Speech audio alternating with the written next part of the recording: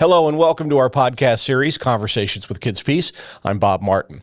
This is the sixth year of our Conversations podcast series, and as is our tradition, we begin the year by sitting down with KidsPeace President and CEO Mike Slack to talk about the year past and the challenges and opportunities he sees in the years to come. Here's our conversation.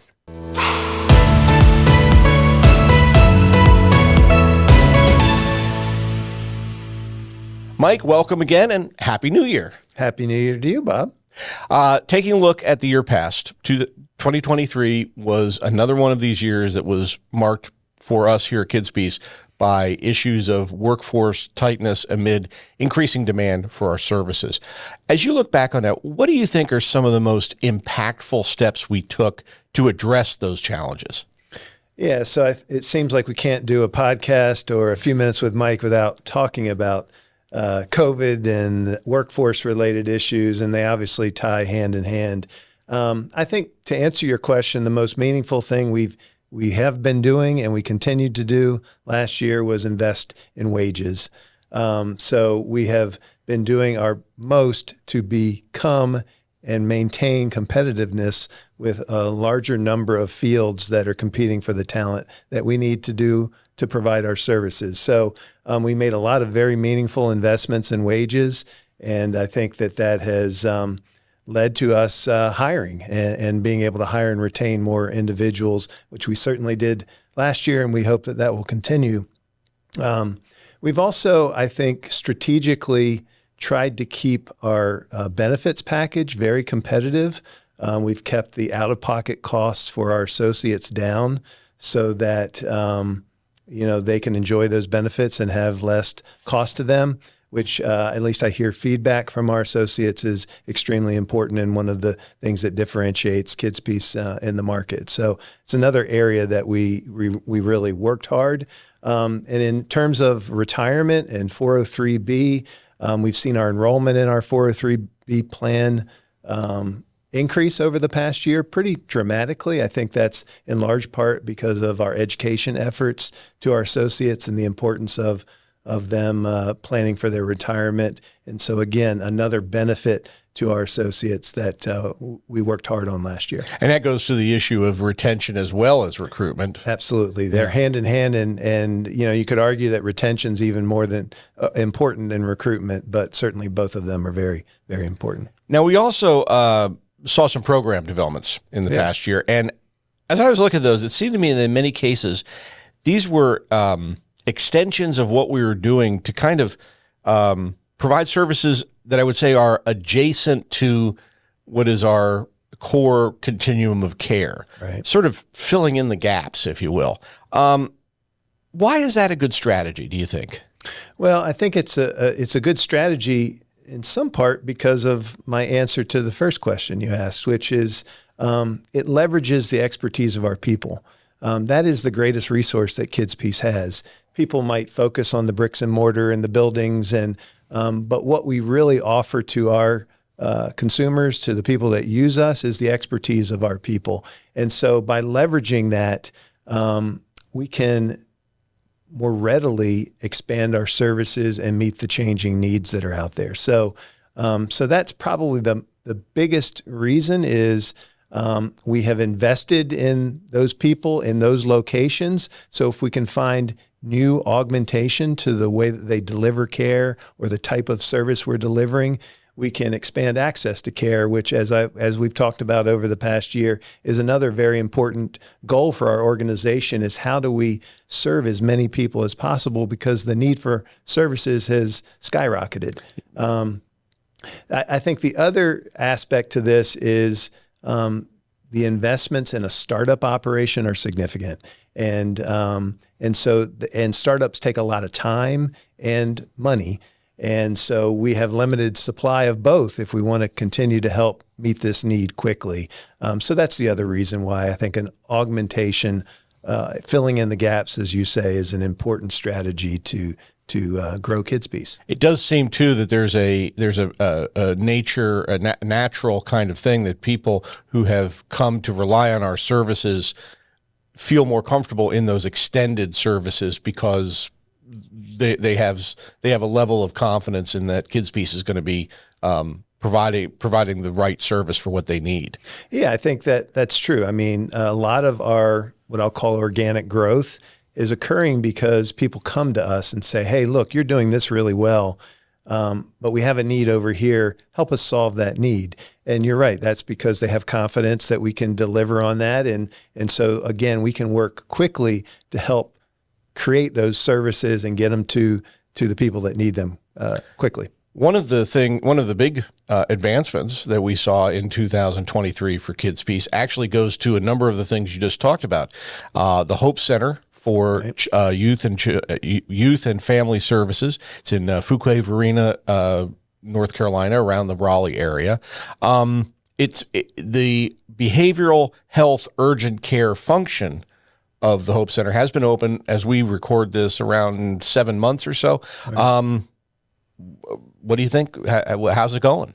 Well, it's a fantastic service. It's interesting because it kind of shows you the good and bad of our previous question, right? So, first of all, tremendous service, very much needed, and we have a really cool kind of model where we're partnering with a payer there to bring that to the market. But it took a long time to get that project off the ground. We forget, everybody, it's like the birth of the elephant. Everybody wants to, have the little elephant, but it took a long time for that to come along. It did, and that was because we had to build a new location, right? So we didn't just augment a service from an existing location. We created a new structure, which is fantastic, by the way, state of the art. But that was 5 years in the making. Had its challenges in terms of COVID impacts to supply chain and all the things that went around with construction.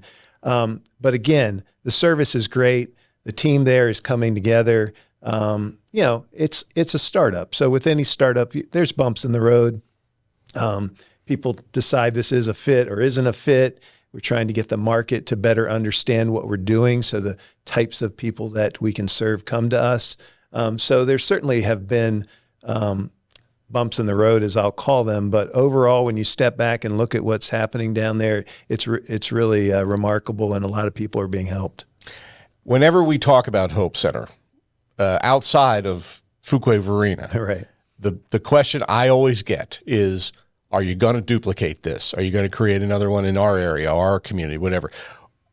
Not saying you're going to make any commitments to that effect right now, but what do you think the future of that BHUC, the Behavioral Health Urgent Care concept, is? Yeah, so I think it's a model we really like, and we don't have the data yet. I think one of the things is we want to prove that we should like it, and our partner in this project certainly is in there with us and will help us do that. But I'm confident that it will demonstrate that it's a good, effective delivery system that can help people and prevent them from needing to go back into a crisis and get a service like this. So it's something we want to replicate. I will point out that we haven't fully implemented this model yet. We still have the crisis residential beds that will come online here in the next month or so. And that's a really important augmentation addition to the service, because the BHUC alone is one thing, but having that continuum of care will make it even stronger and even more unique. So stay tuned on that. But we're already looking at how do we extend this. We've had conversations with a number of other payers in North Carolina about replicating this model. We've actually been talking to some players in Pennsylvania about replicating it in Montgomery County. So again, I can't say that those will get off the ground or they'll get off in this year, but we are excited about investigating those opportunities, and I do hope we'll do more of them. And we have to be patient, obviously. As you say, startups take a lot of time, effort, money, et cetera. Yep. You can't get the baby elephant right off the bat. You can't. I wish you could. So turning attention to 2024, looking ahead, what do you think are some of the trends that they're going to face our particular field as well as our organization in the next 12 months? Yeah, I think the things that we're monitoring and will constantly monitor is staffing. So we touched on that at the beginning. We had nice growth in our FTEs in the past fiscal year, and we want that to happen next year, and we're working hard to ensure that. We've put into the budget for 2024 an additional 100 positions that we'll be hiring. So we're actively working on that, and that will help, again, fuel some of the organic growth that we were talking about earlier. So hiring, retention, that metric is critical for us. We want to, it's a lot of work to find the right person with the right fit to come and accept a job at KidsPeace. We want them to stay. So we're working hard on retention efforts. One of those is our, training of them. So we have realized that the model by which we train people needs to adapt slightly.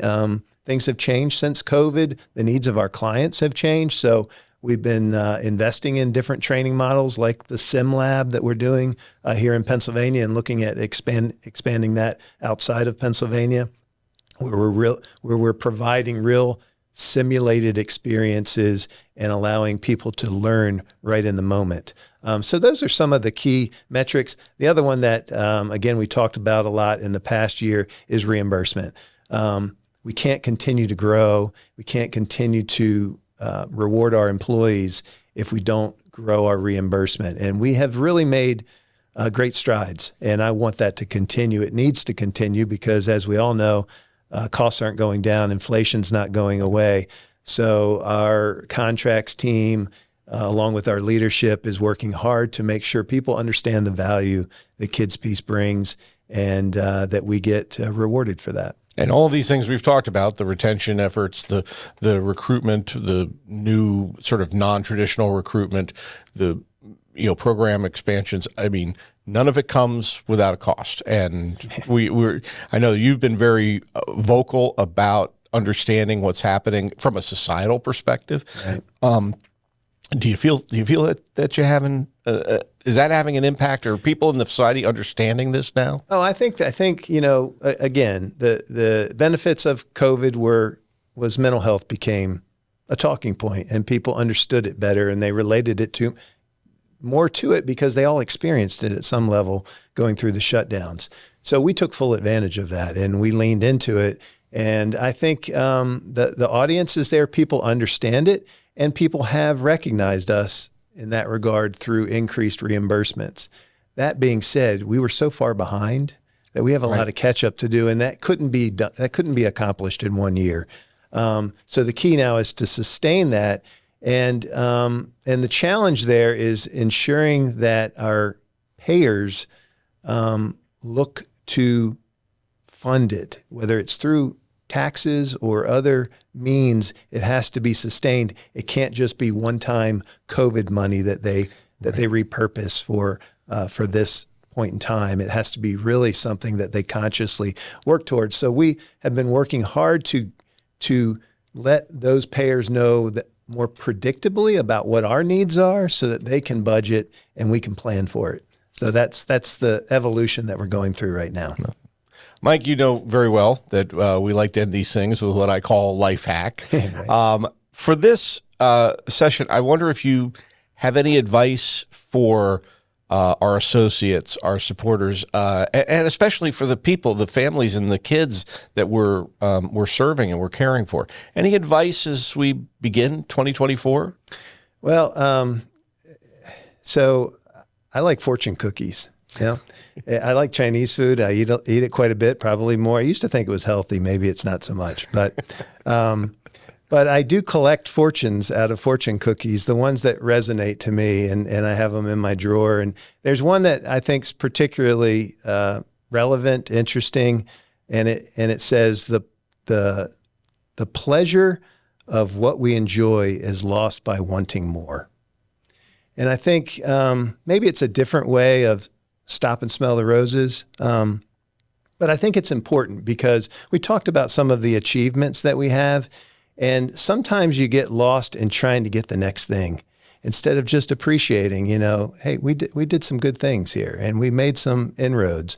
And I want to enjoy that moment. And I want the people at KidsPeace to enjoy that, to reflect on what we did in 2024 Doesn't mean you shouldn't be looking to the future. We always need to, but the pleasure of what we enjoy can be lost by wanting more. So think about that and enjoy the moment. And thank you for letting us achieve the results that we have, whether that's our associates, the clients that entrust themselves to our care, our donors, or the many other stakeholders that we have.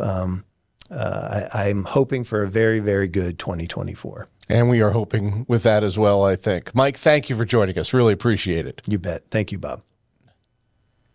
I want to thank Mike Slack for joining us here on our podcast, and we want to thank you for joining us as well. And we hope as you look at 2024, you'll join us again for many more conversations with KidsPeace. Until then, take care.